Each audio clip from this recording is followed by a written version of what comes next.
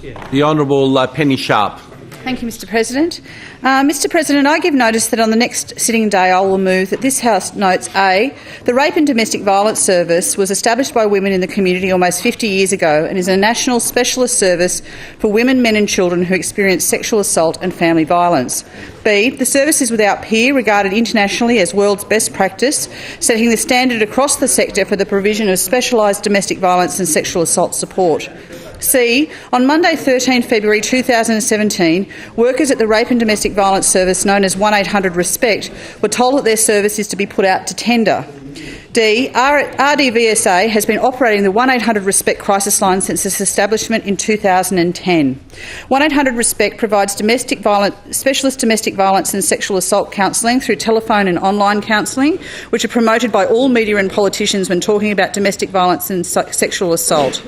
Since its inception, the service has been provided by specialist domestic violence and sexual assault trauma counsellors, not inexperienced call centre workers. Due to the national awareness campaign, calls to 1800-RESPECT have increased exponentially, but there has been no similar increase in funds to employ specialist counsellors or purchase the telephones and other infrastructure necessary to ensure that all calls can be answered immediately.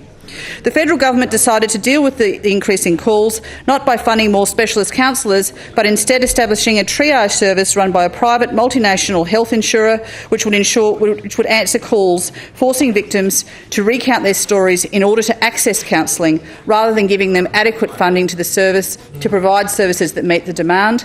And Medibank Health Solutions is now announced it will put 1800-RESPECT, a vital life-saving service, out to tender. 2, that this House believes that A, the current service run by RDVSA is a world-leading best practice service that can assist those dealing with domestic violence or sexual assault. B, those dealing with issues of domestic violence and sexual assault must have access to specialist services that do not contribute to further trauma. And C, it is unacceptable to seek to make private profit off the back of the trauma of victims of domestic violence and rape. 3, that this House calls on the government to A, call on the federal government to reinstate direct funding of the Rape and Domestic Violence Service Australia for the provision of 1800-RESPECT as a specialist sexual assault and domestic violence service, and B, support sustainable funding of the service to employ sufficient counsellors and provide sufficient infrastructure to ensure that all calls to this service can be answered by specialist sexual assault and domestic violence counsellors.